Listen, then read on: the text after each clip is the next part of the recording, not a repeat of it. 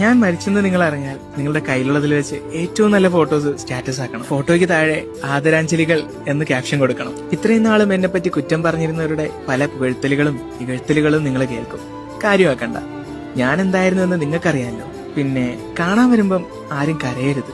നിങ്ങൾ കരയുമ്പോൾ ചേർത്ത് പിടിക്കാൻ എനിക്ക് പറ്റില്ലല്ലോ. വീട്ടുകാർ ചിലപ്പോൾ കരയുന്നുണ്ടാവും. കഴിയുമെങ്കിൽ അവരൊന്ന് ആശ്വസിപ്പിക്കുക. പള്ളിക്കാട് വരെ എനിക്ക് കൂട്ടായിട്ട് വരിക. പിന്നെ അവസാനമായിട്ട് ഒരു പിടി മണ്ണ് എന്റെ മേലേക്ക് ഇട്ടിട്ട് തിരികെ പോവുക. എന്നാലും ചിലരുണ്ടല്ലോ, ഞാൻ മരിച്ചതറിയാതെ പുതിയ പോസ്റ്റുകൾക്ക് വേണ്ടിയിട്ട് എന്റെ സ്റ്റോറികൾ കാണാനായിട്ട് കാത്തിരിക്കും. പതിയെ അവരും മറക്കും.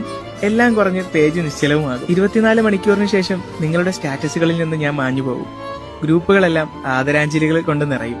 പതിയെ പതിയെ എല്ലാവരും എന്നെ മറക്കും. പിന്നീട് എന്റെ ഈ പേജിൽ പോസ്റ്റുകളൊന്നും വരാതെ ആവും. പേജിന്റെ റീച്ച് പതിയെ പതിയെ കുറഞ്ഞ് അങ്ങ് ഇല്ലാണ്ടാവും.